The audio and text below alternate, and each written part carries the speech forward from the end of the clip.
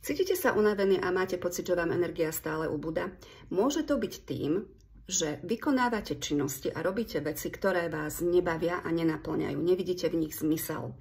Je to logické, pretože ak vykonávam niečo, v čom nevidím zmysel a čo ma nebaví, tak ma to vyčerpáva o to viacej, pretože sa musím na to sústrediť a pripravovať a jednoducho to mi tú energiu odčerpáva.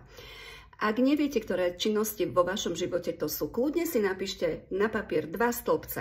Toto ma baví, toto ma nebaví. To, čo vás baví, je to, čo by ste robili hocikedy za akýchkoľvek okolností, aj zadarmo, proste kedykoľvek, alebo aspoň 95% času by ste tomu vedeli venovať hocikedy. To je to, čo vás baví a čo vám energiu dáva. Na druhú stranu napíšte, čo vás nebaví. Ten pomer by mal byť taký, že viacej bude tých vecí, ktoré vás bavia, ale ak by to bolo jednak jednej, tak je to celkom dobré, lebo to máte vyvážené. Ale ak je to tak, že viacej tých vecí, ktoré vás nebavia, ktoré vás stresujú, tak ich potrebujete začať škrtať a robiť tie veci, ktoré vás bavia.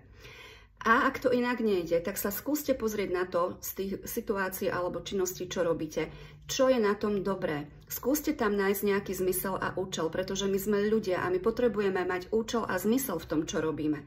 Aj toto vám môže pomôcť, aby ste sa v tom živote alebo v tej činnosti cítili lepšie.